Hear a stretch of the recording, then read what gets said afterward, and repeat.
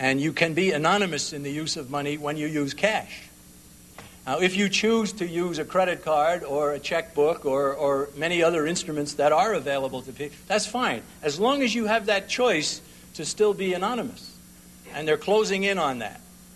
Now, if there's a cash transaction of so many thousands of dollars, the feds are all over you. They want to know why, and they suspect you're a drug pusher and so on. So they're moving towards denying us the anonymity in the use of money. And that's a major ingredient of freedom. So I haven't really discussed that in the book. I probably should have, but let me at least say that much. And I would be very, very much opposed to the end of the use of cash. Another question. Yes, ma'am. Do you see any promising presidential candidates anywhere in the country? Oh, I think there are some wonderful ones in Chile. No, promising presidential candidates. Well, I think there was one candidate in 1992 who said a lot of the things that need to be said, but he didn't get the Republican nomination away from George Bush. I would beg of you and every American to focus your time, your attention, and your resources on the House of Representatives. I think that the House of Representatives can be recaptured in the name of the American people. And then the Senate, and then the presidency. And that would come last. But if you had a good Congress, I've always said this, you could have Genghis Khan as president and it wouldn't matter. It would be better if you didn't have Genghis Khan as president, yes. But if you had a good Congress, that would stop the juggernaut. Well, the moral leadership, of course, is a problem. Yes, right. And you got to blame the churches for that. A lot of them have decided that heaven's on earth and we'll make heaven on earth here with social programs. And they don't teach people what they need to know. Let's go back here to this gentleman with the yellow sweater. Is the fact that we have in the White House the kind of leadership that we do making the rise of your kind of organization easier? Yes. Yes, it is. It is, and it also happened during the Carter administration. It should be happening more than it is happening, however. There's a lot of people who just are getting cynical, and that's a dangerous attitude. You can't do anything, right? Especially the Irish. They say, you can't fight City Hall. Let's fight with each other, right? And don't they? Yes. So yes, it's a problem, but I think there are more and more people who are looking for an answer. I think the rise of talk radio in the United States that is becoming almost overwhelmingly conservative is a very good sign for the future. I can remember 25 and 30 years ago, you couldn't be a talk radio jockey in this country without being a liberal. And today, if you're a liberal, nobody wants you, except a couple of places maybe, but that rise. The country is going conservative. The leadership of the country is going totalitarian. All right? So we got a good horse race going here. We're both trying to get to the top of the mountain. And where they had a head start on us like this 30 years ago, they're inching ahead and we're moving ahead. So take heart, my friend, and all of you. All right, right over here, the fellow in the dark sweater. With regard to the cashless society, do you think it's a possible connection, or is it just an adjunct to the IRS possibly being able to send us an automated return by the end of 95, 97? Well, yes, that would be another use of it and another conditioning of the American people to accept automated transactions of all kinds. And pretty soon you can go to the supermarket without any money at all and just be a bank transaction and so forth. And I don't think that that's necessarily wrong, as long as you have the capability to be anonymous when you want to be anonymous through the use of cash.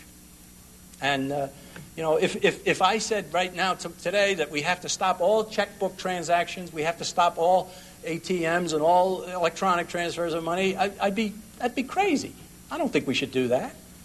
We should have that option, but we should have the other option as well.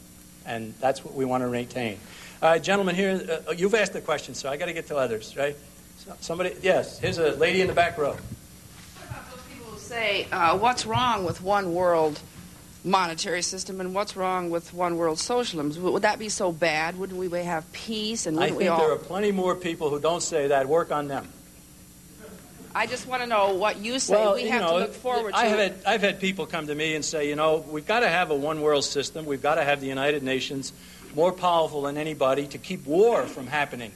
And I simply say, look, you put that kind of power in any repository, make it the most powerful force on earth, I guarantee you it will be used for the wrong purpose. I guarantee it.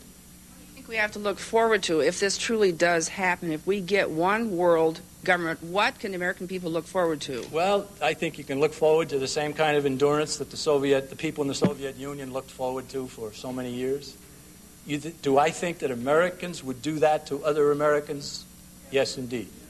Yes, indeed. Because they are the ones who financed the Soviets to do it to their own people over there. And they helped Mao Zedong into power, and they helped Castro into power, and they helped a lot of these tyrants into power. You know, you've got all kinds of reasons for concern. But I don't want you or any of you to plan to lose. I want you to plan to win. And don't start thinking about head for the hills and a cabin in the woods and store ammunition and store guns and store gold coins and everything else, and you're going to be okay no matter what happens.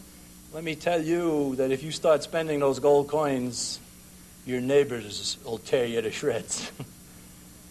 If you have food and nobody else does, your neighbors will raid it, and they'll report you to the authorities. There is no substitute for retaining freedom.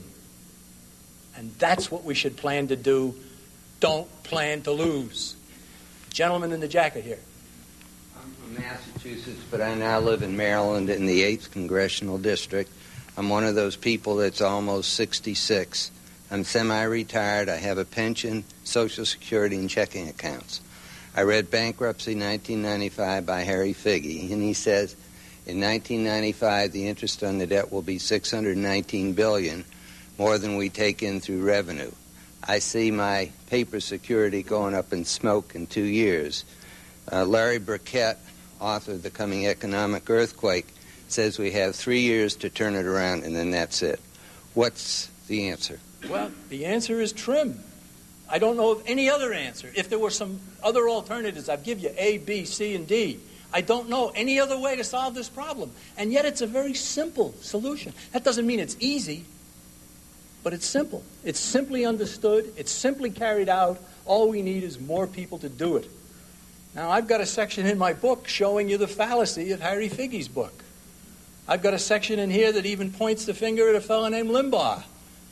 He says he's an entertainer. All right, fine. Let's take him at his word. He's entertaining. He's not solving any problems. He's entertaining. Now, yes, he says some good conservative things, fine, but he says some horrible things as well. It's a fun and games thing for him. I'm sorry about that. I mean, I think if the man were doing what I was doing, he wouldn't be on that network. The people who control that kind of thing wouldn't allow it. But there are people across the country who are gathering steam, and there are a lot of little Rush Limbaughs who are saying it a lot harder and a lot tougher and who understand the big problem. Now we have a gentleman over here who has Uncle Sam's hat on. John McManus, 4 questions if you don't mind. 4? No, we only allow 1. Come on, we got other people here. How about 2 or 3? If we Right. go, Quick ones, go if ahead. we go up to Appleton, Wisconsin, is there, the biggest bookstore in the world where we can buy anything and everything on what You you're talking don't about? have to go to Appleton, Wisconsin, our headquarters. You can write to them. You can call them. 1-800-JBS-USA1. Call them.